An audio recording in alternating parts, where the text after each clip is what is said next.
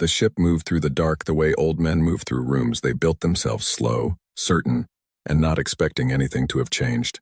Ambassador Velserith stood at the forward observation deck with his hands folded behind his back and watched the dead star system grow in the glass. Sol, the humans had called it. A yellow dwarf. Unremarkable. The kind of star that hatched life the way dirty water hatches mosquitoes carelessly, without intention, and usually to everyone's regret. He had requested this assignment himself. That was the part none of his staff understood. Why would a man of his standing 300 years in conclave diplomatic service, negotiator of the Theron Accords, the only living diplomat to have spoken directly with a chorus-adjacent entity and survived the conversation, why would such a man ask to survey a confirmed dead world? Because Velserith had been on the council that voted for the quarantine 206 years ago. He had been young then, relatively speaking, a junior attaché. He had not cast the deciding vote.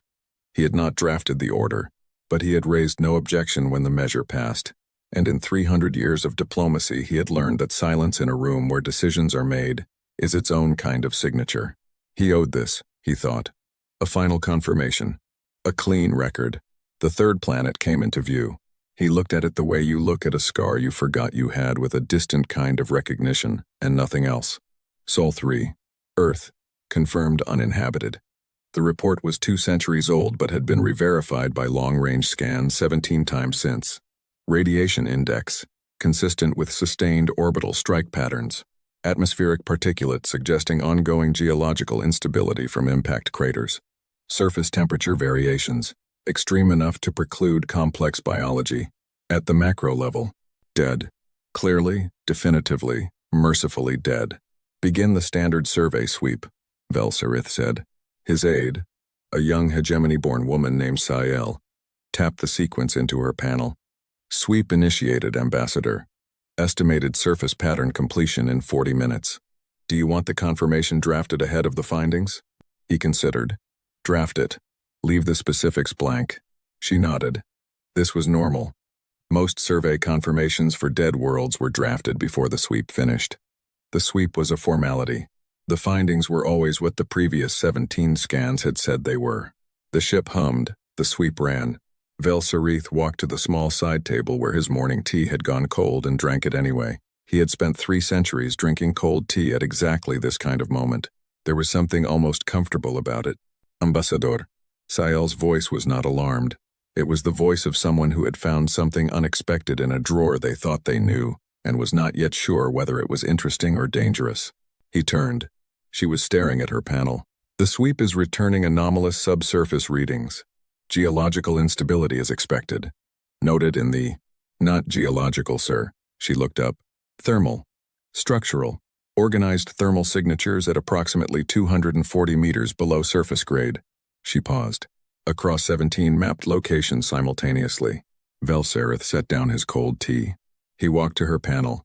He looked at the data. He looked at it again. He pulled up the previous scan reports, all 17 of them, and ran a comparison. The previous scans had not gone subsurface. They had read the surface. The surface was dead. No one had thought to look below it. No one had thought to look below it because dead things do not dig. Adjust the sweep parameters, he said. His voice was professional. It was very good at being professional. Full subsurface penetration. All depths. She adjusted. The sweep ran again. The data came back in sections. First the 200-meter depth, then the 3 to 100, then the 4 to 100. The signatures built like a sentence that keeps adding words after you think it's finished. Thermal clusters becoming power grids, becoming water systems, becoming transit lines, becoming, at the 600-meter depth, something that the ship's analysis system flagged with a symbol. Velserith had never seen it use. He leaned in. The symbol meant, population density exceeds scan parameter maximum. Unable to complete count. He straightened up. Sael said nothing. She was the kind of young person who understood when silence was the right response. Take us into orbit, Velserith said. She opened her mouth. Take us into orbit, he said again. Same tone. Different weight. She did. The ship descended through Sol's outer system into tight orbit around the third planet, and the full picture assembled itself on every screen on the bridge at once, like a puzzle that had been waiting for someone to dump out the pieces. 17 surface locations, 11 additional locations the preliminary sweep had missed. Underground architecture spanning 6 of the planet's 8 continental landmasses, power output readings that would have ranked this civilization as a mid-tier conclave member state if those readings had been visible from outside. They had not been visible. They had been, it was now apparent, deliberately shielded.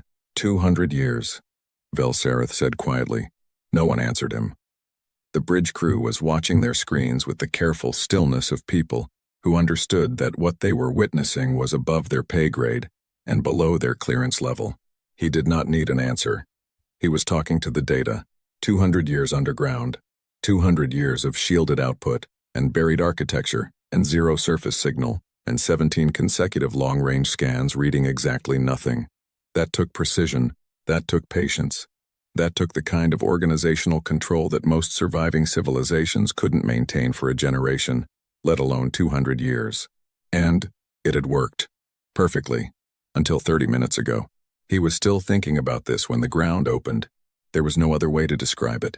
The surface of the planet, the scarred, radiated, geologically battered surface of what was supposed to be a dead world, cracked along lines that were obviously not geological. Seams. Enormous seams, running for kilometers in deliberate straight lines. The hatches because they were hatches. This was obvious now. No point pretending otherwise slid back. Hydraulic. Measured. Precisely controlled. Velsarith counted 11 of them opening simultaneously. Light came up from below, not the yellow-orange glow of geothermal activity. White light. Blue-white. Artificial light.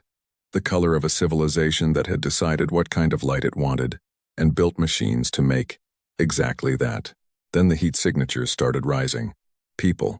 Thousands of them. Tens of thousands. Coming up from below in organized movement, not a scramble, not a crowd, but structured, patterned movement that spoke of drills and plans and people who had been told exactly what to do when this moment came. And they had prepared for this moment. That was clear. They had been waiting for exactly this. Ambassador, Sale said. Her voice had moved from careful professional neutrality into somewhere between impressed and scared.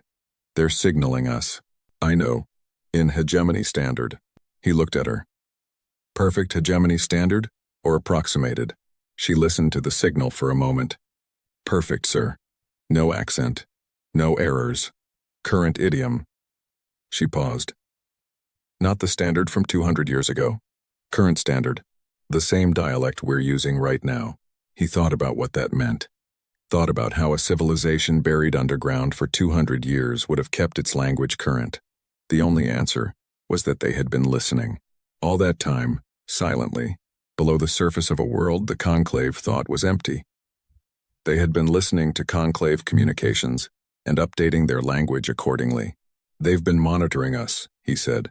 Yes, sir. For how long? Based on the idiom accuracy? She hesitated. All of it, sir. I think all of it. 200 years of listening. Not just surviving. Listening, recording, learning, keeping pace with a galaxy that had written them off. From the inside of a planet that galaxy thought was a tomb. He had spent 30 years of his career in rooms where civilizations negotiated the terms of their survival. He had seen desperate peoples and proud peoples and broken peoples and peoples who had become something frightening in the process of being cornered. He had never seen anything quite like the shape of what was rising from the ground below him. Request landing clearance, he said. His aide turned sharply. He could feel her concern without looking at it. We came to confirm their status. We will confirm it properly. Ambassador, the security protocols for first. They already know our protocols, Sale. He picked up his cold tea again. Put it back down. Request landing clearance. They landed in the mouth of the largest open hatch, a space so vast that the diplomatic shuttle sat in it, the way a pebble sits in a cathedral doorway. The air that came in when the shuttle doors opened smelled like recycled atmosphere, mineral, clean in the specific way that only engineered air systems produce. And underneath that, something else, something organic. The faint green smell of growing things. Underground. They were growing things underground. Velsarith descended the landing ramp in full diplomatic dress, pale robes, the conclave's 12-ray seal on his collar, the silver conductor staff that served as both tool and symbol of his office. He had dressed carefully. He always dressed carefully. It projected stability, authority, the long, unbroken continuity of the institution he represented. The humans watching him from the perimeter said nothing about his clothes. There were perhaps 200 of them at the landing zone. No weapons visible. That was either extremely good sign or extremely bad sign, and Vel-Sereth had enough experience to know that in this context it was almost certainly the latter. People who showed no weapons when meeting an unexpected alien vessel were not unarmed. They were simply people whose weapons were already aimed and therefore didn't need to be displayed. The humans looked like the archival images he had studied before departure: bipedal, bilaterally symmetrical, ranges of skin tone from very dark to very pale, the particular body variation that came from a species that had spread across a diverse planetary surface over tens of thousands of years. They wore clothes that were practical, dark, layered, functional, and they stood in organized groups that were obviously military formations wearing civilian clothes as a courtesy. Everyone was watching him. Every single person in that hangar, and none of them looked surprised. They had expected this. They had prepared for this. They had chosen this moment to open the hatches because they had decided they were ready, and not for a single second before. He walked forward. His aide and 2 security personnel followed. His security personnel were calm professionals who were very obviously doing rapid threat assessment and finding the math extremely uncomfortable. He stopped at the edge of the perimeter. A human stepped forward to meet him. Older, dark skin, close-cut silver hair, a face that had the kind of permanent stillness that came not from peace, but from extraordinary practice. She wore something on a cord at her throat that Vel-Sereth couldn't immediately identify. She did not offer a greeting gesture. She stood and waited for him to speak first. This, too, was deliberate. "I am Ambassador Vel-Sereth of the Galactic Conclave's Hegemony Diplomatic Service," he said, in careful hegemony standard. "I am here on a standard survey." He stopped. Because the word times, survey times, was, in this context, grotesque, and he was too good a diplomat to finish a sentence that had already failed. The woman watched him stop. She did not help him. She simply watched. "I am here," he said, and started over. "To confirm the status of the Sol system and its inhabitants." He paused. "I was not expecting inhabitants." "We know," she said. 2 words. Her standard was flawless. No warmth. No ice. Just information. He did not know how to respond to that. He was still searching for the correct response when there was a small movement at the edge of his vision. And he looked down. A child. A girl, perhaps 8 years old, who had apparently slipped through the perimeter of adults with the boneless ease that small children use to get places they are not supposed to be. She was standing 3 meters from him, head tilted, looking at him with the focused and slightly unsettling curiosity of a person who has heard a great deal about a thing and is now finally seeing it. She looked at his robes, his staff, his seal. She looked at his face. She said, in perfect hegemony standard, in a voice that was entirely matter-of-fact and contained not a single gram of hostility or fear, "Are you here to apologize?" The hangar was very quiet. Vel-Sereth had spoken to a chorus-adjacent entity and survived the conversation. He had sat across tables from warlords and tyrants and dying kings making their last bad deals. He had delivered and received the worst news that diplomatic service required a person to deliver and receive. He did not have an answer for a child of 8 years who asked him that question in a voice that suggested it was simply the most obvious and reasonable thing to ask. He looked at the woman with the silver cord. She was watching him. Her expression had not changed at all. The child was still waiting. Vel-Sereth opened his mouth. Closed it. 300 years of diplomatic training reached for something any of the 100 standard non-answer answers, the graceful deferrals, the redirections, and found nothing. Nothing that was not. In the face of this question, in this hangar, in front of these people who had spent 200 years underground, preparing for exactly this moment, nothing that was not simply insulting. "That is something," he said at last carefully, "that would need to be discussed at a higher level." The girl looked at him for a moment more. Then she nodded, as though this was more or less what she had expected. She turned and disappeared back into the crowd of adults who had, every one of them, watched the exchange without expression. The woman with the silver cord said, "My name is Commander Yara Ose, Terran Continuance Authority." She said it the way people say things they have said 10,000 times in their heads and are finally saying out loud. You'll want to see the city." She did not wait for his agreement. She turned and walked. He followed. Because there was nothing else to do. Because the situation had moved entirely outside any framework he had prepared for. Because the child's question was still sitting in the air between his ribs, clean and exact, and without a single easy exit. Because behind Commander Osei, as the corridor opened up, as the full scale of what humanity had built below the surface of its supposed tomb began to reveal itself in sections the height of the ceilings, the organized hum of systems beyond counting, the parks, the actual parks, with light so precise that the plants growing in them did not know they were underground, he began to understand something. They had not survived. Surviving was what animals did when they were hurt. They found a hole, they stayed in it, they tried to outlast the thing that hurt them. Surviving was desperate. Survival smelled like fear and compromise. This did not smell like that. This smelled like something that had decided, a long time ago, exactly what it was going to be.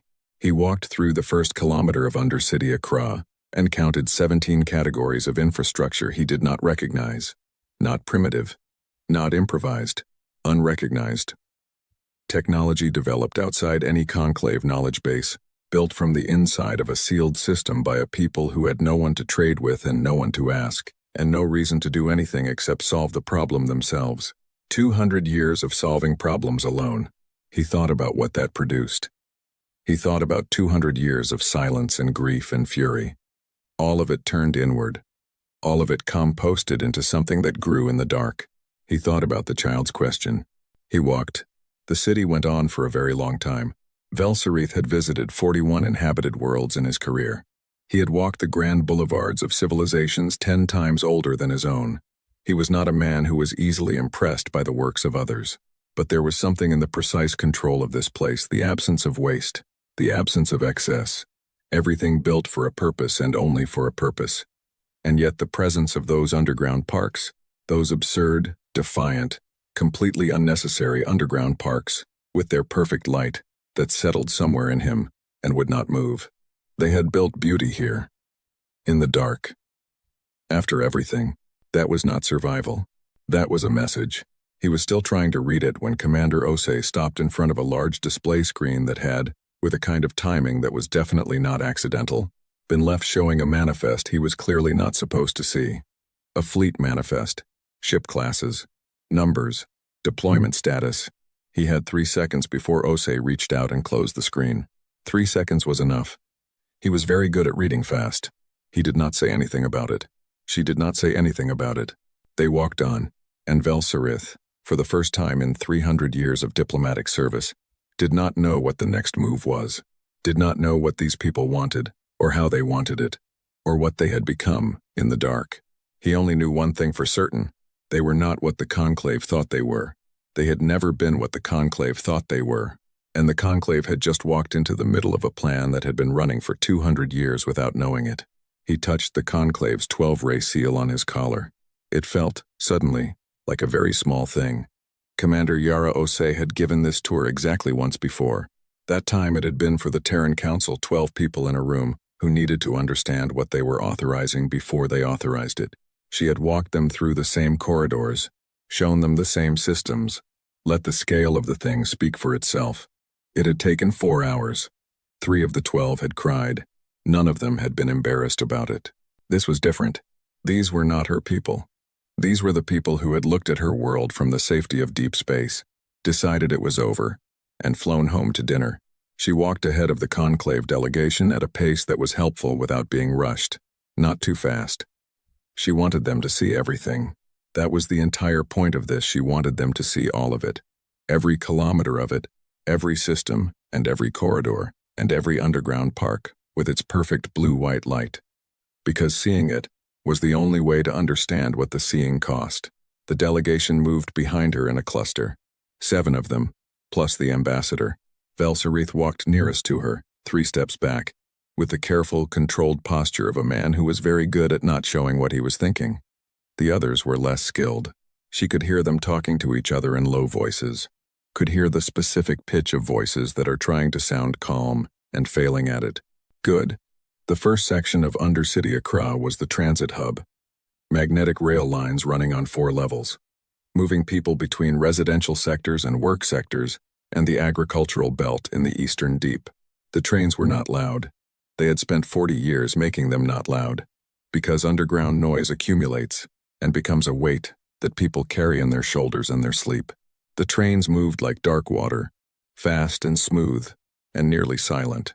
There were thousands of people in the transit hub at this hour. Morning shift beginning, night shift ending, people with bags and children, and the small armor of routine that people everywhere build around themselves when they are just trying to get through the day. They looked at the delegation. The delegation looked at them. Nobody said anything, but the quality of the silence said everything.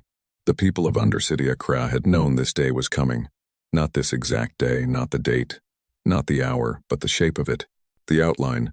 A day when the people from above finally came down, or the people from below finally went up, and the two things that had been running in parallel for 200 years finally occupied the same physical space. They had been told to be calm. They were calm, but there is a kind of calm that is not peaceful, a calm that is held deliberately. The way you hold something heavy above your head while you wait for the right moment to put it down. Yara kept walking. She took them through the fabrication district next. Long halls full of manufacturing equipment that hummed in frequencies the human body felt more than heard. Equipment that built other equipment. Component production, materials processing, assembly lines for things that Velserith had already noticed, and she could tell he was trying to catalog and failing. He asked her, politely, what a particular array of machines produced. She told him. She watched him process the answer. She watched him understand that the item being produced was a significant piece of technology. She watched him ask, also politely, where the design schematics had come from. We improved them, she said. From what original design? Yours. She kept walking. Didn't look back. Didn't explain. The information sat behind them in the corridor, and he could do whatever he wanted with it, because that was the truth of it. Plain and undecorated. Everything the Conclave had fielded against Earth in the contact war, every weapon, every drive system, every defensive architecture, the pieces that survived the bombardment, the ones that fell incomplete and broken on a dying surface, humanity had collected, had carried underground, had spent 200 years taking apart, understanding, improving. They had started from the wreckage of what had been done to them, and they had built forward from there without stopping. The Conclave had given them the curriculum. Humanity had done the homework. She brought them to the agricultural belt at the 400-meter depth, because she wanted them to see it and because she knew what it would do to them. It was vast. 2. The scale of it was the first thing the ceiling vaulted 40 meters above. Beds of crops that stretched for kilometers under light arrays, so precisely calibrated that the plants grew in perfect vertical lines reaching toward illumination they could not tell from sunlight. Rice, wheat, vegetables in quantities that meant no one in Undercity Accra had ever been hungry, not in the entire 200 years of this place's existence. The air here smelled like growing things, like green and water and soil. Underground, 400 meters below a radiated surface, smelling like a field in summer. One of the conclave delegation, a young one, a technical attaché with wide eyes who had not yet learned to keep his reactions internal, stopped walking and just stood in the entrance of the agricultural belt, with his mouth slightly open. Yara stopped and waited. She gave him the moment. She was generous with these moments because they cost her nothing and built toward something she needed. How long? The young attaché said. Has this been here? The first agricultural level was completed 83 years after the quarantine, she said. Before that, we were on processed rations. She paused. After that, we were not. He looked at the crops. He looked at the light. He looked at the sheer organized scale of a people who had decided that living in the dark was going to mean actually living, not just surviving. This is, he started. It's enough, she said, not unkindly. Come. She had a plan for this tour. Not a script, she didn't need a script, but a sequence. A deliberate order to the things she showed them, arranged so that each section landed against the previous one, the way a series of notes lands against each other when someone who knows music arranges them. Not random, not chaotic. A composition. The sequence was scale, then technology, then agriculture, then the schools. The schools were important. She always knew she would end with the schools.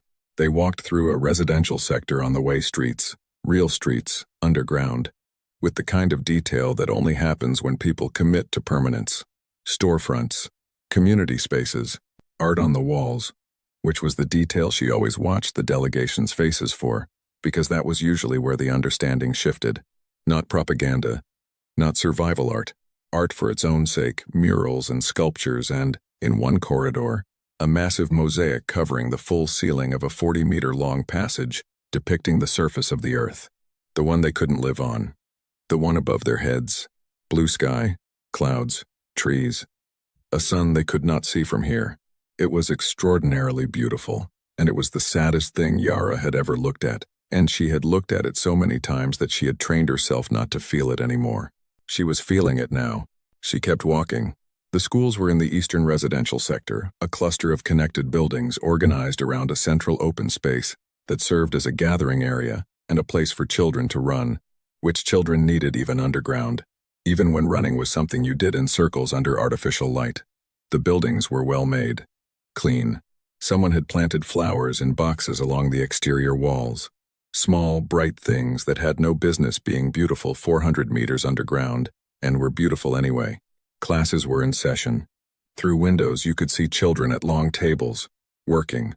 Their voices came through the walls as a general warm hum that didn't resolve into individual words, just the sound of a lot of minds engaged at once. Belserith was watching the school buildings with an expression that he was controlling very carefully. She had been watching him control his expressions for 2 hours now. He was very good at it, but he had been doing it for 2 straight hours, and control like that develops hairline cracks if you apply enough pressure. What do they learn? He asked. Everything, she said. Specifically, she looked at him. Science, history, engineering, mathematics, medicine, languages. She paused. Hegemony standard is mandatory from age 5. So is a working knowledge of conclave law and diplomatic protocol. She watched this land. We wanted to make sure, when this day came, that our people could speak to you directly. No intermediaries, no translators, no room for anything to get lost. He was quiet for a moment. You have been preparing for this specific day. For 200 years, she said. Yes. He nodded slowly. Not in agreement. In understanding. The way you nod when you finally understand the shape of something that has been in front of you the whole time. One of the other delegates, a heavy-set senior official from the Tura collective, whose name she had already noted and filed, said, with the well-meaning clumsiness of someone who thinks they are being generous, "It is remarkable. Given the circumstances, we had assumed you would not persist. The odds were..." Yara stopped walking. The delegation stopped behind her. She turned around. She did not move quickly. She was not rushed about it. She simply stopped, turned, and looked at the official with the full specific weight of her attention. She said 4 words. "We know what you assumed." Then she turned back around and kept walking. Nobody said anything for a long time after that. The delegation followed in silence through 3 more corridors and a second transit junction, and the entrance to the deep infrastructure level where the power systems ran, and nobody said a single unnecessary word. Good, Yara thought. Let it sit. She was not angry. That was the thing that people always misread in her. They saw the stillness and read it as anger held back. And that wasn't it. Anger was something she had used up, carefully, over the years, in the right places. What she had left was colder and more useful. What she had left was clarity. She knew exactly what the conclave had assumed. She knew it because her grandmother had told her, in the years before the radiation finished what the bombs had started. Her grandmother had been on the surface, had seen the conclave ships in the sky on the day they left, had watched them go and understood, in the specific way that people understand things that they have no framework for and no words for, and no choice but to absorb, that no one was coming back. Her grandmother had spent the next 11 years on the surface, in the ruins, doing 2 things, finding children who had survived, teaching them everything she knew. At the end of 11 years, when the radiation had done enough damage that the rest was only a matter of time, she had called Yara's mother to her and said, "Remember what we're doing this for. Not revenge, not victory. Just this, that no one gets to decide what we are. Not ever again." She had given Yara's mother the tooth from her own mouth. A molar said, "Keep this. Give it to your daughter." Let her decide what it means when she's old enough. Yara had decided at 17. She had worn it since. She touched it now through the fabric of her collar, not thinking about it. The way you touch a thing you always touch without noticing anymore. She brought the delegation to the command level last. The command level was not a dramatic space. It was not designed to impress. It was a functional room, full of people doing their jobs, with the quiet competence of people who have been doing those jobs for a long time. Screens covering every wall, tracking systems, communications arrays. The full operational picture of a civilization running smoothly in the dark. And on one screen, a large screen on the eastern wall, a fleet manifest, pulled up for routine morning review, was clearly and accidentally visible. She watched Velserith see it. She watched his eyes move across it. She counted 3 seconds she had practiced this, and then she reached out and closed it. She said, "Apologies. That should have been closed before your arrival," he said. Of course. Neither of them believed the other, and both of them knew it, and neither of them said so. What he had seen in those 3 seconds. 216 ships of classifications. The Conclave had no records for. Drive signatures his analysis team would spend the next week failing to match to anything in the Conclave database. Crew counts that put the total Terran military deployment at numbers that would have ranked them in the top tier of Conclave member state forces before the Void Chorus had eaten 4 of those member states, down to nothing. What she had let him see it for. So that when the time came, and it was coming, and everyone in this room knew it was coming, there would be no misunderstanding about what they were negotiating with. She walked the delegation back to the landing bay.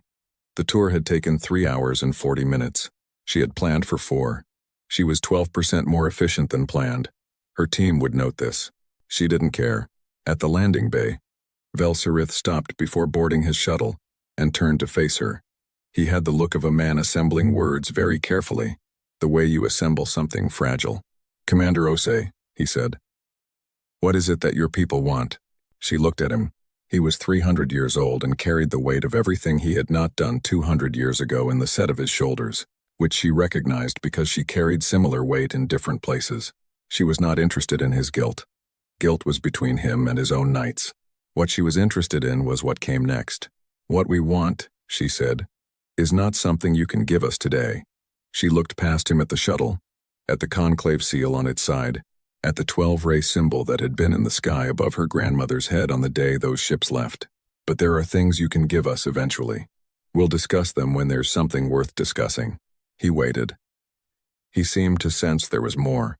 There was. "You asked what we want," she said. "Here is what I will tell you for free, Ambassador. We do not want membership. We do not want partnership. We do not want to join the structure that left us here." She said it without heat, without theater. Clean information, edge to edge. "We want recognition of what happened, full, unambiguous, on the record. And we want the space to be what we've become, without anyone from above deciding what that is." She paused. "The rest is negotiable." "But not those 2 things." He nodded. The nod of a man who had expected something like this and found it still difficult to absorb now that it had been said. "I will convey your position," he said. "I know you will." She stepped back. "Safe travel, Ambassador." She watched the shuttle close, watched it lift, watched it pass through the ceiling hatch and disappear into the sky above. The same sky her grandmother had watched ships disappear into a long time ago, going the other direction. She stood in the empty landing bay for a moment. Then she touched the tooth at her throat. Then she went back to work. There was a council meeting in 2 hours. The Defense Committee was presenting updated deployment projections. The Agricultural Board had submitted a request for expanded grow light arrays in Sector 7. 17 different administrative systems needed her review by end of day. A civilization in the middle of changing the shape of its future still needed its paperwork done. She walked. The doors of the landing bay closed behind her. The city hummed around her. All of it, the trains, the fabricators, the schools, the parks, the power systems running deep below her feet, all of it going on, the way it always went on, patient, purposeful, the most ordinary, extraordinary thing in the known galaxy. A people who had been told they were finished, who had responded by building something this. She had a council meeting in 2 hours. She did not waste time feeling anything about what had just happened. She saved that for nights. when the lights in her quarters went to their lowest setting and the hum of the city was the only sound. And she lay awake the way she always lay awake, and she thought about her grandmother's hands and the soil of a surface she had never been allowed to touch. Not yet. Not yet. But soon. The first world went quiet on a Tuesday.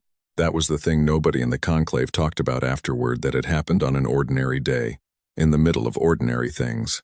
The Theron cluster's primary inhabited world, Saith, had been mid-broadcast when the signal cut. Not during a crisis. Not during some grand moment that history could point to later and say, "Here. This is where it started."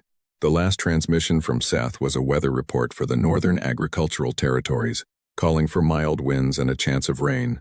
Then nothing.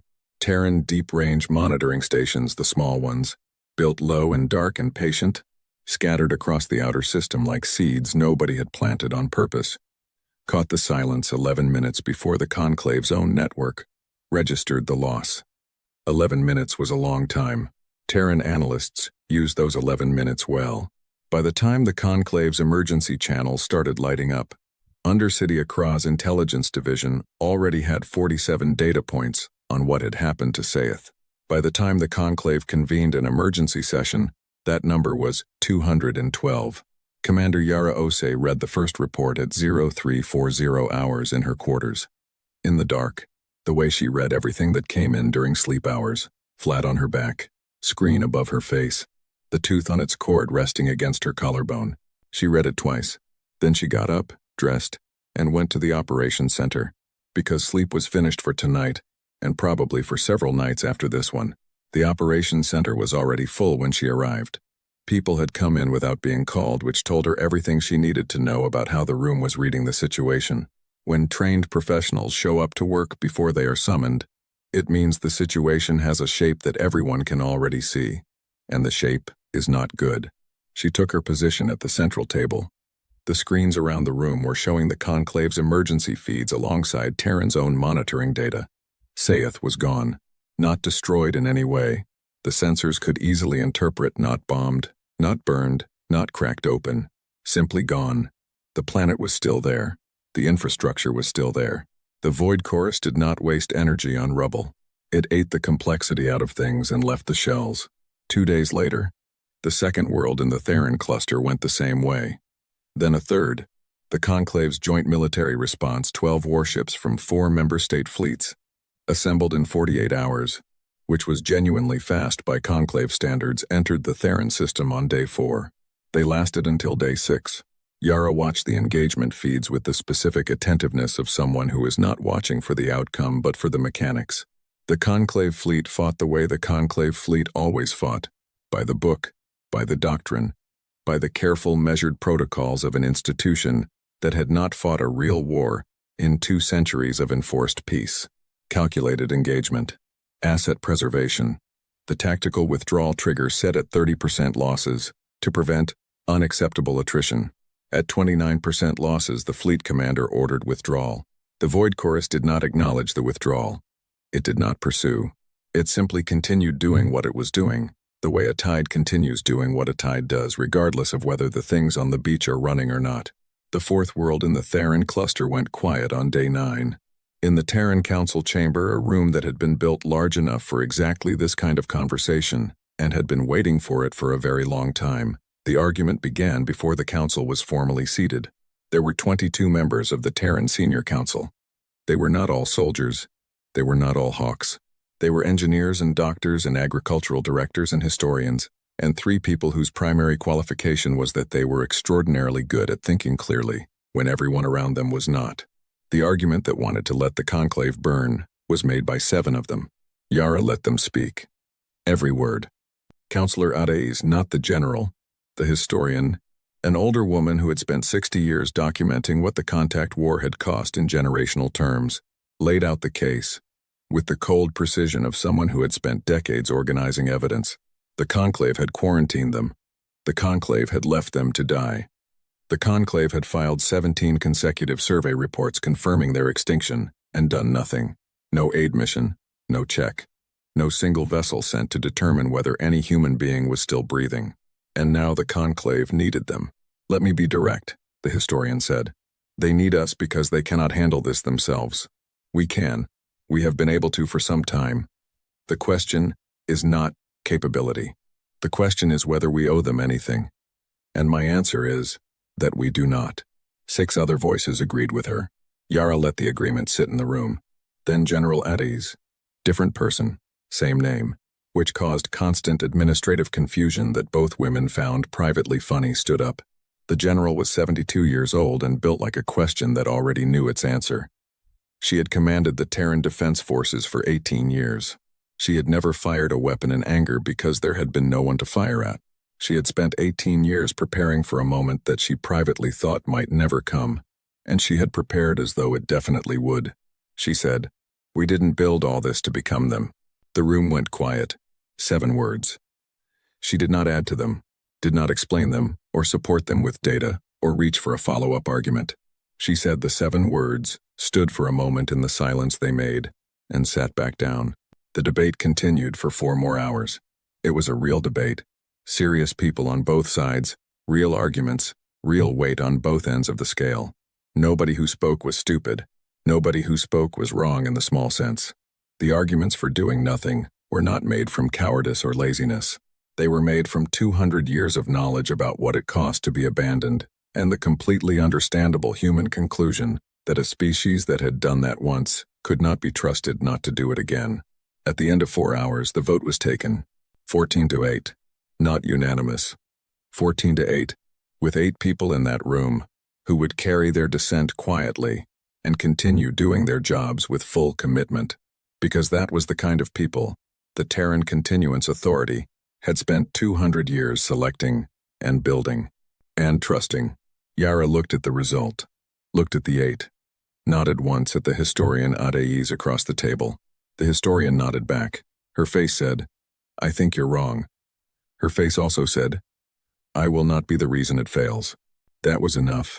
Yara left the council chamber and walked to her private communications room, which was a small space off the main corridor with enough shielding that a signal sent from it did not appear on the general monitoring grid. She sat down at the single console. She pulled up a frequency that she had kept stored for 3 weeks, since the day the Conclave's diplomatic shuttle had lifted out of the landing bay. She opened the channel. Vel-Serith answered in 40 seconds. He was clearly not sleeping. He had not been sleeping, she suspected, since Sayeth went quiet. He looked at her through the screen with the face of a man who has been waiting for a call without letting himself believe the call would come. "Commander Osei," he said. "Ambassador," she said. "We'll help." The relief that moved across his face was brief and immediately controlled, but she saw it. 300 years of diplomatic training, and grief and guilt, compressed into one unguarded half-second. She filed it away without comment. "The conclave will be. There are conditions," she said. He stopped. Waited. Formal recognition of the contact war as an unprovoked act of aggression against a pre-contact civilization. On the record. Unanimous conclave vote. Public. She watched him absorb this. Full Sol system sovereignty. No conclave jurisdiction. No observation rights. No survey access without explicit Terran authorization. She paused. And one more thing. He waited. She told him the 3rd condition. He sat back in his chair. She waited while he processed it. She was patient. She had been raised by patient people in a city built by patient people underground. A dying world. And patience was not something she had to practice. It was something she simply was. "That will require," he said carefully, "an extraordinary session of the full conclave assembly." "I know. The vote would not be certain. I know that too."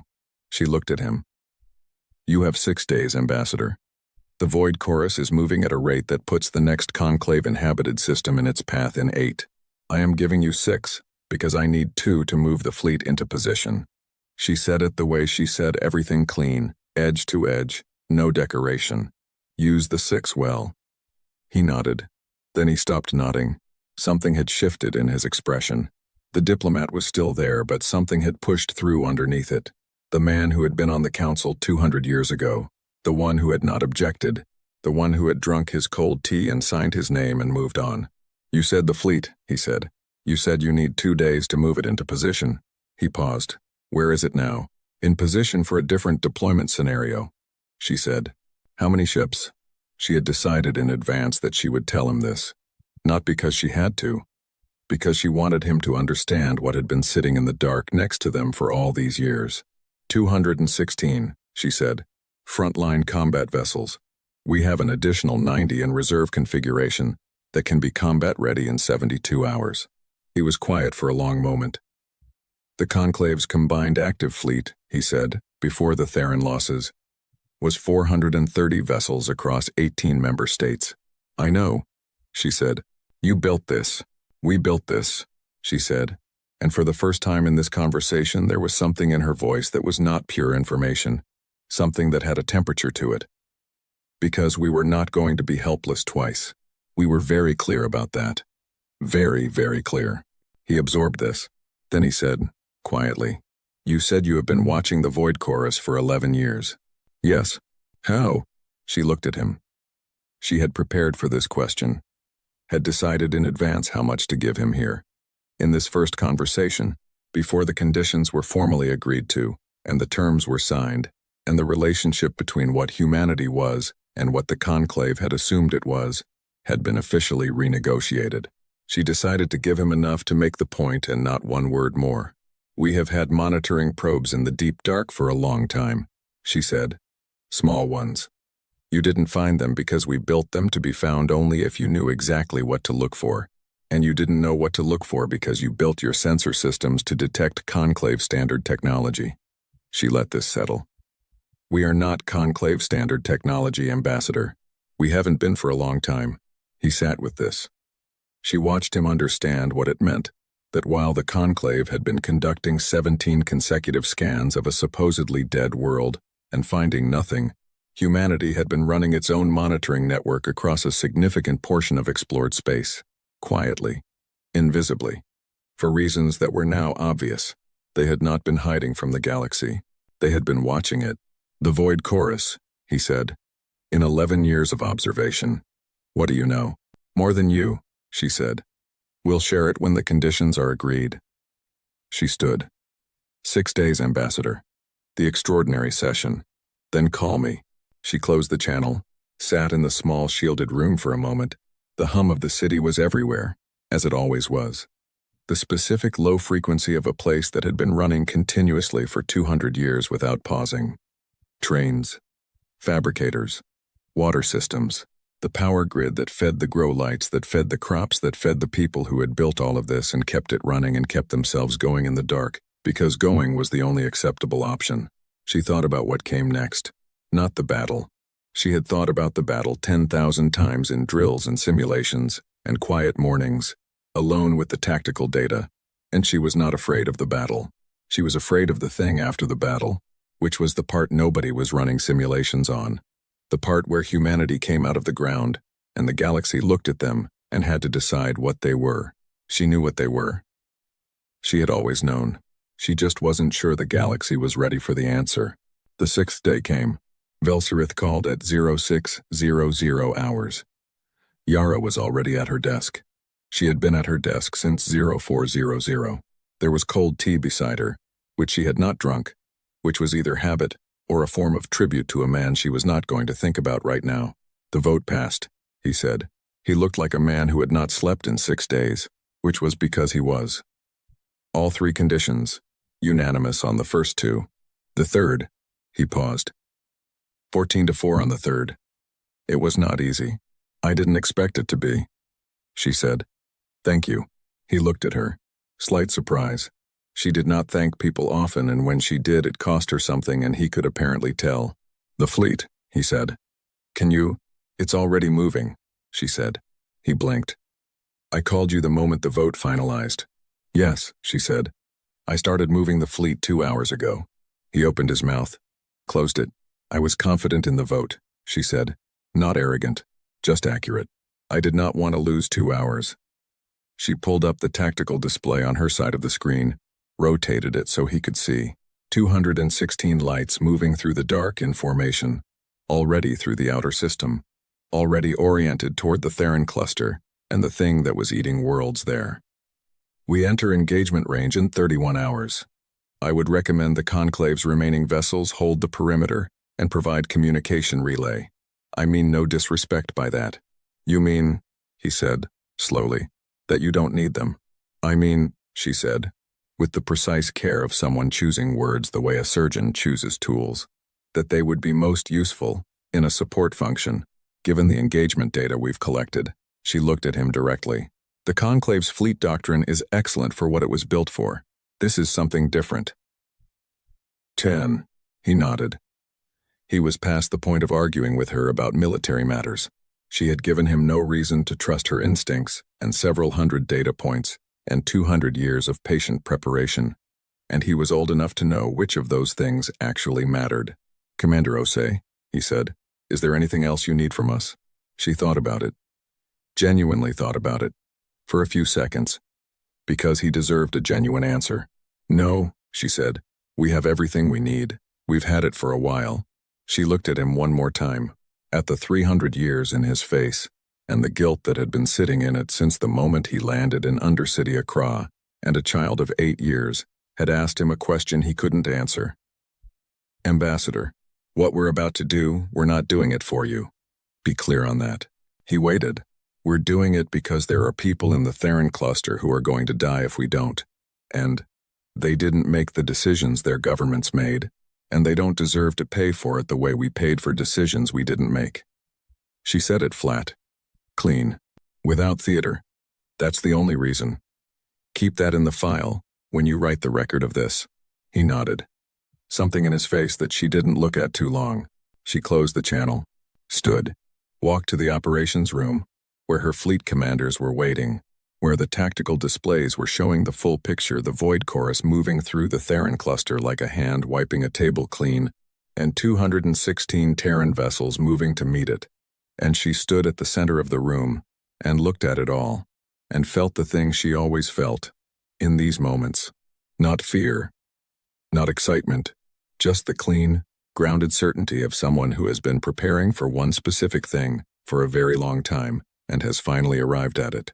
All right, she said. The room looked at her. Let's go to work. Velsereth had attended the funerals of civilizations.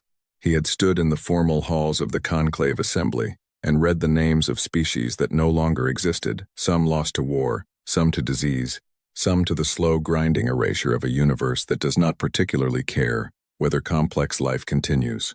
He had read those names in the correct ceremonial register, with the correct ceremonial pauses, and he had felt the appropriate weight of each one. He had thought he understood what loss looked like at a civilizational scale. He had not, he was realizing, understood anything. The observation deck of the Terran flagship Times, Persistence Times, was not a diplomatic space. It had not been built for guests or ceremony, or the comfort of visiting dignitaries. It was a functional room, screens on 3 walls, a central console, the particular cold air of a ship that kept its life support calibrated for function rather than comfort. The view through the forward glass was the Theron cluster, and what was happening in it. Velsereth stood at the glass and watched. Fleet Admiral Kwame Asante had not made him comfortable, had not offered him refreshment or positioned him thoughtfully, or done any of the small hospitality gestures that Velsereth had experienced in command spaces across 41 worlds. Asante was a large man in his mid-50s, dark-skinned, with the kind of physical stillness that was not calm, it was control, which was a different thing. He had looked at Velsereth when he boarded, nodded once, and returned his attention to his fleet. That was it. That was all the welcome there was. Velsereth found, to his own surprise, that he respected this. The Conclave's 3 remaining Theron sector vessels were positioned at the engagement perimeter, as Osei had recommended. Communication relay and observation. Velsereth had chosen to observe from the Times, Persistence Times, rather than the Conclave ships, and this decision had generated significant concern from his security staff, who had accompanied him aboard with the stiff, unhappy posture of people who know they cannot do their job properly in this environment, but have no choice but to try. He had told them to stand down. They had not stood down. They had stood in the corner of the observation deck instead, which was the closest thing to standing down that they were capable of. The Void Chorus was visible on the screens. In the 11 years of Terran monitoring data that Osei's people had shared with the Conclave during the 6 days of negotiation, there had been detailed analysis of what the Void Chorus looked like up close. Velsereth had read every page. He had thought he was prepared for it. He was not prepared for it. It was not a fleet. It was not creatures. Exactly. The best analogy the Terran analysts used was whether it moved the way very bad weather moved, with an internal logic that was not intelligence as any known species understood intelligence, but was also not random. It learned. It adapted. It processed the environment around it and adjusted. What it looked like was a darkness that had decided to have a shape.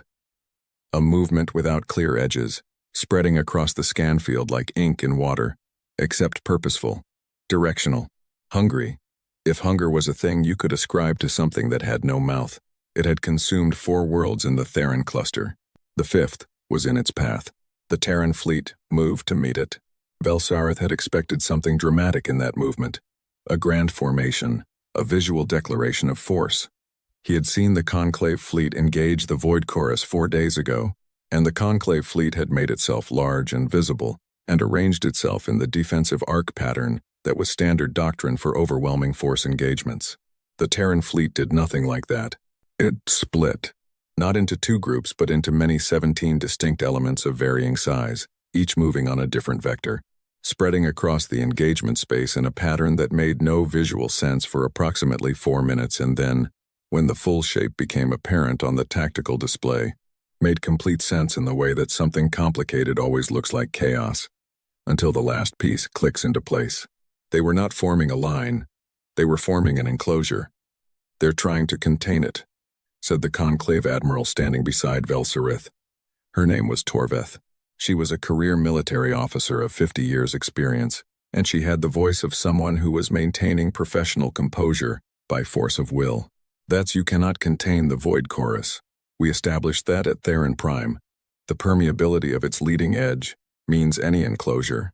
They know that, Velsarith said. She looked at him. Watch, he said.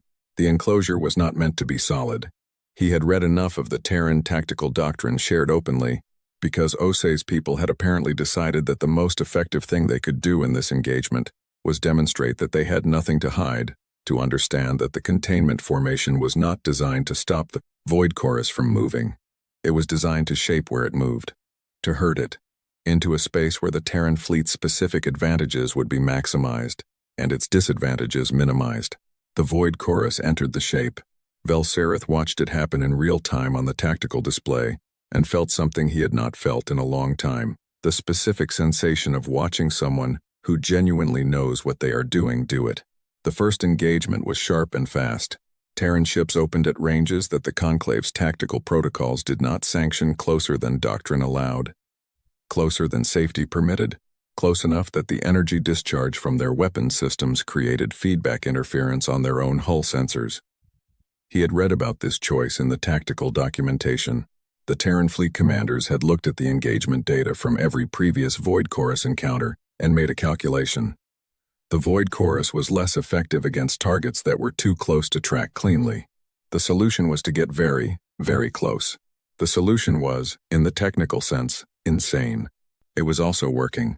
Their loss rate, Admiral Torveth said, and her professional voice was developing something ragged in it, is already at 12%. Yes, Velsarith said. At that rate, keep watching. 12%, then 14. A Terran frigate took a full chorus node impact on its port side, and the forward third of the ship came apart in a manner that left no ambiguity about the crew in that section. Velsarith watched this on the screen and felt it the way you feel cold air suddenly, all at once, reaching somewhere that had been warm. The remaining 2/3 of the frigate kept moving, firing, still, in formation. He watched a Terran destroyer, a mid-sized vessel, the kind of ship that the Conclave would classify as significant but not irreplaceable, take damage to its primary drive that left it moving on partial thrust, listing to one side, its hull integrity warnings visible on the feed as a cascade of red across the damage schematic. The correct move, by every doctrine he had ever studied, was withdrawal and salvage. The ship was compromised. Continuing to fight in that condition was an unacceptable risk to crew. The destroyer did not withdraw. It accelerated. Velsarith watched it happen in the 3 seconds before he understood what was happening. And then he understood. And then it happened. And the Void Chorus mass node, that had been the focal point of that engagement sector, came apart in an energy release that washed across the scan feed, in white. The destroyer was gone. He stood at the glass for a moment without speaking. "They're not retreating," Admiral Torveth said. Her composure was showing the cracks now, openly. "Their losses are at 22%, and they are not retreating. Their own doctrine, I read, their tactical documentation. Their own withdrawal threshold is, their withdrawal threshold exists," Velserith said, "for an enemy that responds to withdrawal the way conventional enemies do." He kept his eyes on the screens. "The Void Chorus does not stop because you leave. It continues to the next target. The Terran fleet is not fighting to preserve its assets." He paused. "It is fighting to end the engagement. Those are not the same objective." Torveth was quiet for a moment. "That distinction costs them ships." "Yes. That distinction costs them people." "Yes." She had nothing to say to that. He did not have anything either. The silence between them was not comfortable. It was the silence of two people from the same institutional background looking at something that came from outside that background and not having the right words for it yet. The Void Chorus shifted. It was the first major adaptation it had shown in the engagement, a lateral movement, a spreading of its leading density across a wider front, which was a pattern that Velserith had seen in the Theron Prime battle footage. When the Conclave fleet had done that, the Void Chorus spread and thinned and became impossible to engage concentratedly, and the fleet had been forced to scatter, and the engagement had collapsed into a series of isolated skirmishes that the Chorus won, one by one. He watched the Terran fleet's response, and his hand, which had been resting on the rail in front of him, tightened without his deciding to tighten it. They had already moved, not in response to the lateral shift. Before it, 11 separate fleet elements repositioning in the 30 seconds before the Chorus made its move, cutting off the vectors the spread would have needed to be effective, collapsing the engagement space back into a concentrated zone before the Chorus had finished executing its own maneuver. They had anticipated it, Admiral Torveth said, slowly. "That's not reaction time, they anticipated that." "Yes." "How?" It was not really a question. The answer was obvious to both of them. The Terran fleet had 11 years of Void Chorus movement data. They had watched every engagement, every adaptation, every tactical shift the Chorus had used, across 14 consumed worlds. They had cataloged it all and built models and run simulations and prepared responses for every pattern the data showed. They knew this enemy. Not from the outside, the way the Conclave knew it, from crisis reports and emergency responses and the desperate scramble of a military that had been caught unprepared. They knew it from years of quiet, dedicated study while nobody was watching, from inside a sealed planet. From the dark, Admiral Asante's voice came across the open channel. He was directing fleet elements across several simultaneous threads of communication with the calm of a man watering a garden, purposeful, measured, each movement placed. He had not looked at the observation deck once since the engagement began. A query came through from the Conclave's communication relay vessel, asking about the repositioning, the anticipation, how the fleet had known to move before the Void Chorus committed to its lateral shift. Asante reached over to the open channel without turning from his tactical display. He answered the query in the same tone he used for everything, not unkind, not arrogant, simply factual. "That's Pattern 7 from the Conclave's Contact War Playbook, revised edition. We've been running simulations against it since I was 12. The relay channel was quiet for a long moment. Velserith heard Torveth make a sound beside him. Not a word, just a sound. The sound of a thing settling that had been incorrectly balanced. The Conclave's Contact War Playbook. The tactical doctrine humanity had studied from the wreckage of what had been done to them. Taken apart, understood at a fundamental level, drilled into children in the schools of Undercity Accra.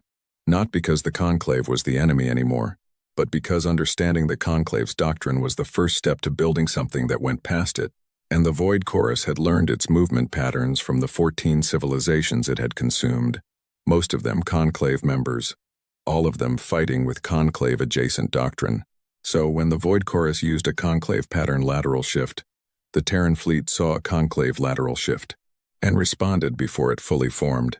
47 years of simulations running against patterns that the Void Chorus itself had absorbed from previous engagements and now used as its own. Pattern recognition going 4 levels deep. 200 years of fury turned into 47 years of homework. Velserith thought about the child in the landing bay. "Are you here to apologize?"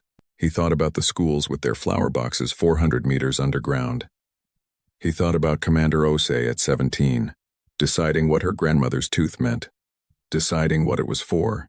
He thought about all the things that got built in the dark when someone left you there long enough.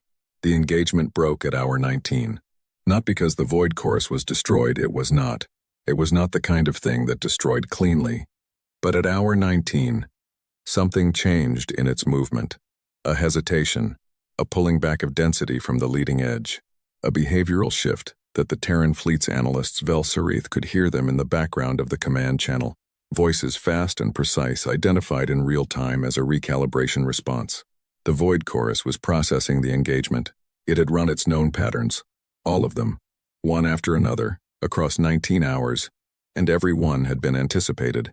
Every adaptation had been met. It had consumed civilizations by being a thing that learned faster than anything it encountered. It had not encountered anything like this before. It pulled back, not a rout, not a defeat.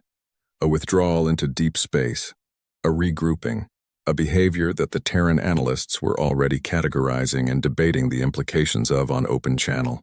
Vel Sereth listened to them debate it with the speed and precision of people who had been thinking about this exact question for years and were now working with real data instead of models. The fifth world in the Theron cluster was still there. Not saved, exactly. The void chorus had not finished with it, but it was still there, which was more than the previous four could claim. The Terran fleet held its position, did not pursue. Fleet Admiral Asante ordered a full damage assessment and recovery operation with the same business-like calm he had used for everything else, and the fleet began the organized work of accounting for itself. Vel Sereth did the accounting too, in his own way. Terran losses, 31 vessels. Not destroyed, some of them, the ones that had taken catastrophic hits. The others were damaged at various levels of severity. Crews alive, ships recoverable, 31 out of 216, 14%. In any conclave engagement doctrine, 14% was an acceptable loss rate for an engagement of this scale and intensity. He stood at the glass and looked at the recovery operation beginning in the space ahead of him, ships moving to assist damaged vessels, emergency teams deploying, the organized and practiced efficiency of a force that had prepared for this too, and he did not feel anything as clean as relief. What he felt was harder to name.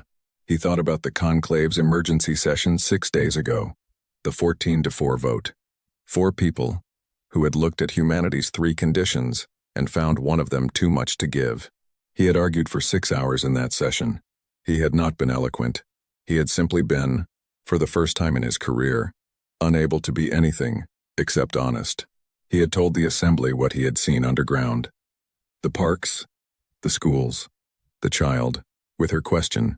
He had told them, as plainly as he knew how, that what was sitting in the Sol system was not what the quarantine file described, and that when humanity came out of the ground, and they would come out, the only question was, what shape the coming out took. The conclave had one opportunity to be on the right side of that moment. 1. 14-4. He was grateful for the 14. He was not surprised by the 4. He had been on councils long enough to understand that some people were constitutionally incapable of seeing the shape of a moment until after it had passed.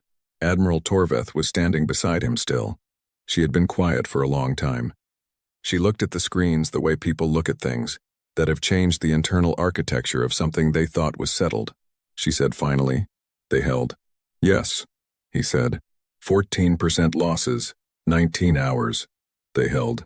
"Yes." She was quiet again. Then, "Our fleet, at Theron Prime, 30% losses, and we withdrew." The doctrine said. "The doctrine," Vel Sereth said, "was built for an enemy that stops." She looked at him. "The void chorus does not stop," he said. Humanity understood that before they ever engaged it. They built a doctrine for an enemy that does not stop, which required them to also become something that does not stop. He looked at the screens. At the 31, damaged and destroyed ships. At the 4th world still sitting in the Theron system. Still there. The cost of becoming that is what you saw in those 19 hours. She had nothing to say to this. He didn't need her to. He stayed on the observation deck for a long time after that, watching the recovery operation, until the Theron cluster's star moved past the edge of the forward glass, and the screens showed only the dark and the fleet working quietly in it. Then he went to write his report. He wrote it carefully. He wrote it in the specific way that he had learned in 300 years of service. Was the only way that reports of this nature served any purpose, not as a confirmation of what the conclave already believed, but as an honest account of what had actually happened. He wrote about the 19 hours. He wrote about Pattern 7. He wrote about the destroyer that had accelerated instead of withdrawing, and what that meant about the people who had crewed it, and the civilization that had raised them. He wrote about the 14%, and what 14% looked like from the observation deck of the ship that was carrying it. He wrote one final line that he had not planned when he sat down. They did not fight like they had something to prove. They fought like they had something to finish. He sent the report. Then he sat in the small diplomatic cabin they had given him, and he thought about a child of 8 years with a question he still had not answered. He thought about it for a long time. Outside, in the dark, the Terran fleet held the line around a world that was still there. Still there is less than, thinking is greater than. The Conclave's Grand Assembly Hall was the kind of room that had been designed to make individuals feel small. Yara had read about it. Photographs and architectural schematics had been in the Terran intelligence files for decades, sourced from intercepted Conclave communications, from study of public broadcasts, from the particular obsessive thoroughness of people who had spent 200 years making sure they knew everything about the organization that had left them to die. The hall seated 4,000. The ceiling was 60 meters above the floor. The central speaking platform was elevated and ringed with light that hit the speaker from above, which had the twin effect of making them visible to everyone and making them look, subtly, like they were being judged by something larger than themselves. Standing in it was different from reading about it. It was a very large room. She gave it that. She had arrived without an escort fleet.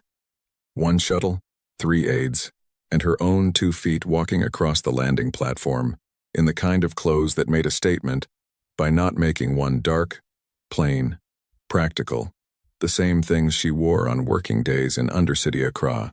No ceremonial dress, no medals, though she had several, no Terran seal on her collar, though one had been offered, the tooth on its cord, at her throat, under the fabric. That was all. The Conclave's protocol office had sent 3 separate messages in the week before this session, each one politely requesting information about the Terran delegation's size and ceremonial requirements. She had replied to all 3 with the same answer. 1 person, no requirements. The protocol office had not known what to do with this and had, eventually, done nothing, which was fine. The session had been called as a formal recognition ceremony. That was what the agenda said. The language in the official documentation used phrases like historic reconciliation and renewed partnership, and the beginning of a new chapter in galactic relations, all of which were technically accurate in the way that describing a tidal wave as significant water movement was technically accurate. The hall was full. Every member state delegation present, every seat taken, the press enclosures packed, the observation galleries above holding what looked like every diplomat, analyst, and political figure in range who had been able to arrange credentials in the 3 weeks since the Theron engagement. 4,000 people who had all, in one way or another, spent the last month rearranging their understanding of what the galaxy contained. They watched her walk across the floor to the central platform. She was aware of being watched in the way that a person is aware of weather, not self-consciously, just as a fact of the environment. She did not perform for it, did not slow down or speed up or look around at the galleries. She walked at the pace she always walked, which was the pace of someone going somewhere specific for a reason. The conclave's presiding speaker met her at the platform steps. His name was Archon Seluvan, and he was the most senior active official in the conclave's governance structure, a distinction he had held for 30 years and wore the way very old furniture wears polish, smoothly and completely, so that you almost couldn't see the wood underneath anymore. He was gracious. He was warm. He extended the formal greeting gesture of the host civilization, and she returned it correctly, because she had learned it at age 6 in a school 400 meters underground. He led her to the platform. The address began. It was a good speech. She would give it that. Seluvan had spent 30 years at the top of conclave governance, and he had not gotten there by being a poor communicator. The speech was structured beautifully. It moved from acknowledgement to context to resolution in a clean arc, and the language was careful and warm, and hit the emotional registers it was aiming for with the accuracy of long practice. She counted 11 uses of the passive voice in 4 minutes. Regrettable circumstances arose. Not, we made decisions. Circumstances arose, as though on their own, from the floor, without any agency attached to them. Contact protocols were misapplied. Not, we weaponized first contact with a pre-spaceflight civilization. Protocols were misapplied, the way a tool is misapplied, as though the hand holding the tool was not there. Outcomes were not intended. Not, we quarantined a species we had bombed, and left them to die in the dark for 200 years, and checked on them 17 times and every time confirmed they were dead and moved on. Outcomes were not intended, floating free of cause and consequence, and the specific people who had sat in specific rooms and made specific choices. She sat through it, completely still, her hands in her lap, the expression of someone listening to weather. The speech turned, in its final section, to the future, to what the conclave was prepared to offer, to the remarkable partnership that lay ahead, full membership in the Galactic Conclave, with all rights and responsibilities thereto, a permanent seat on the Security Council, reparations, substantial and immediate, toward the restoration of Earth's surface, co-development agreements for technology exchange, a joint commission to oversee the dismantling of the Sol quarantine infrastructure. It was, by any measure, a significant offer. The kind of offer that would have been extraordinary at any point in the last 2 centuries. The kind of offer that, if she had been her grandmother, would have seemed like the answer to a prayer. She was not her grandmother. Her grandmother had survived 11 years on a dying surface teaching children things they would need. Her grandmother had given her daughter a tooth from her own mouth and said, "Give this to your daughter. Let her decide what it means." Yara had decided at 17. Seluvan finished. The hall was very quiet. The silence of 4,000 people, all holding the same breath. She stood. She did not approach the speaking position immediately. She stood at her seat for a moment, looking at the room, looking at the delegations, the galleries, the 60-meter ceiling, with its particular light. She had grown up under lower ceilings than this one. She had grown up in rooms that were excellent at what they did, and had never once been designed to make anyone feel small. She walked to the speaking position. She looked at the room. She had prepared remarks. 12 pages, written over 3 weeks, reviewed by the council. Precise and comprehensive and correct in every particular. They addressed the membership offer, the reparations structure, the technology co-development framework, the quarantine dismantling timeline. They were good remarks. They said everything that needed to be said clearly and completely. She did not use them. She looked at the hall. At 4,000 people who had come here expecting a ceremony and were going to get something different, she said, "We don't want a seat at your table, we built one." The silence was total. She reached into her jacket and produced a data chip, small, flat. The standard Terran format that the Conclave systems could read without an adapter. Because of course they could, because Terran engineers had made sure of that a long time ago. She set it on the surface of the speaking platform. "That's our terms," she said. "You have 30 days. She stepped back from the speaking position. She walked across the platform and down the steps and across the floor of the hall in the same silence that she had walked into it with, and 4,000 people watched her go, and nobody said anything until she was through the main doors and the doors had closed behind her, and then the hall erupted in exactly the noise she had expected it to erupt in, which was why she had already left. Her aide Kofi was waiting in the corridor with her jacket and a look of intense personal satisfaction that he was not quite hiding. "Well," he said. "Don't," she said. "I wasn't going to say anything. You were going to say something." He handed her the jacket. "The shuttle is ready." She put the jacket on, touched the tooth through the fabric, started walking. Behind the closed doors, the hall was still going. She could hear it even here, the specific sound of a very large room full of very important people, all trying to talk at once. It would take them a while to sort out what had just happened and what to do about it, and whether the chip's contents were acceptable, and what the leverage was, and where the negotiating room existed. They had 30 days.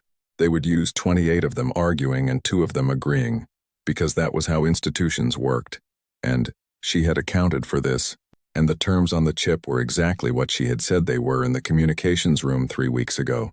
The 2 non-negotiable things, and the rest, which was negotiable. She had been precise about which was which. She always was. The shuttle lifted 6 minutes later. She sat in the forward seat and looked down through the port at the conclave's capital world shrinking below her.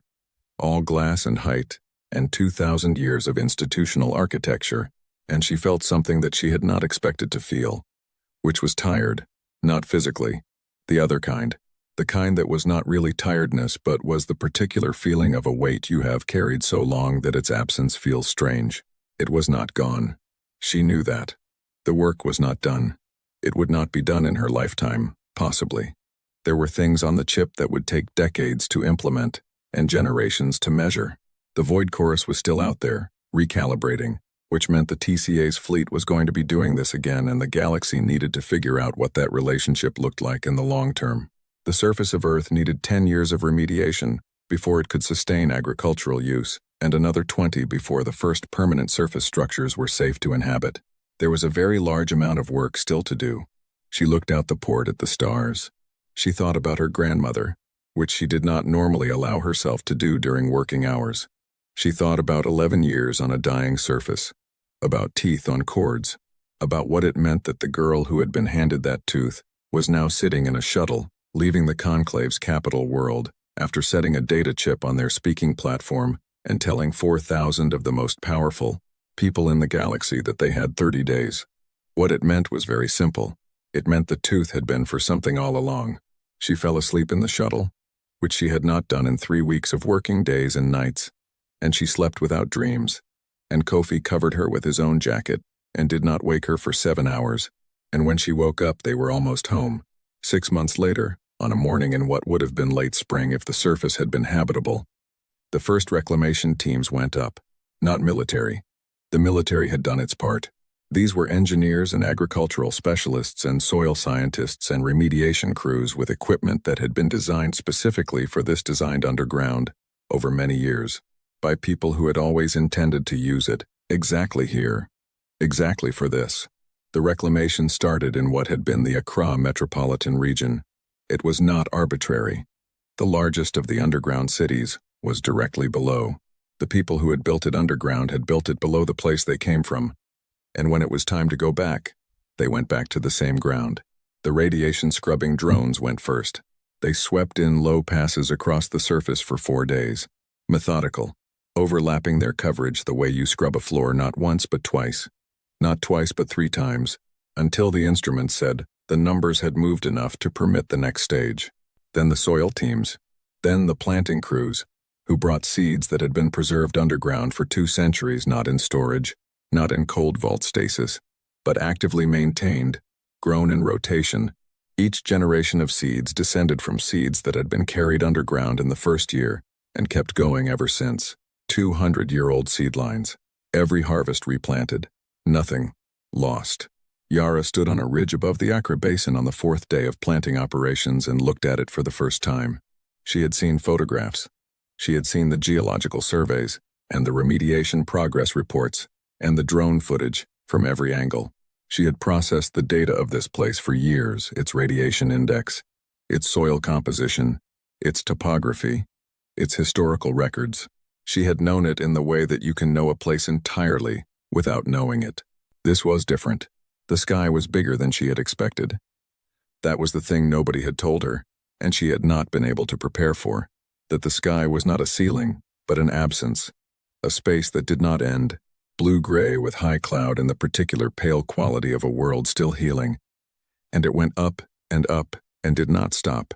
She had lived her whole life under ceilings. Good ones. Ceilings she had never resented because they were necessary and because what was under them was worth protecting. But they were ceilings. This was not a ceiling. She stood in the wind, actual wind, which moved against her face with the careless abundance of something that had no idea it was extraordinary, and looked at the teams below her in the basin, working in organized lines through the freshly turned soil. Thousands of people, the first humans to work surface soil in 200 years, doing it with the calm efficiency of people who had been preparing for this specific task long enough that it felt like coming home rather than arriving somewhere new. Because it was. A group of children moved through the perimeter near the base of the ridge. A school group. She could see the teachers at the edges. keeping the loose boundaries that kept children somewhere in the vicinity of where they were supposed to be, without crushing the essential disorder of a pack of young people experiencing something for the first time. The children were in the soil up to their elbows within 3 minutes of arrival, which was predictable and correct, and exactly what soil was for. One girl, maybe 8 or 9, was crouched at the edge of a freshly turned bed with her hands pressed flat to the ground, not digging, not planting, just pressing her hands down into the dark earth with the focused stillness of someone paying very close attention to something important. She lifted her hands and looked at them, looked at the earth on her palms, turned them over, looked at the sky. Yara watched this from the ridge and felt the thing she felt come up in her chest and move through her throat and sit behind her eyes, and she let it, because there was no one watching her from up here and because some things deserved to be felt completely when they arrived. She had spent her whole life carrying things toward this. The tooth. Her grandmother's hands. The 11 years on the surface and the thing that was built from them underground and the 200 years of patience that were not really patience but purpose. Slow burning, generation to generation, passed down in schools and dinner tables in the specific way people in Undercity Accra touched each other's shoulders when they passed in corridors, which was a thing her grandmother had apparently done too, which Yara had not known was a habit she had inherited until someone pointed it out when she was 30. 200 years of things carried forward, coming, finally, to this, a girl's hands in the first clean soil. She reached up and held the tooth through her jacket, held it for a moment, felt its specific shape, the one she had memorized so long ago she couldn't remember memorizing it. Then she let it go. She looked at the basin below, at the teams working in their organized lines through the dark earth, at the sky that did not end, at the children in the soil, at the ridge under her feet, which was the surface of a planet that had been declared dead and had declined to comply.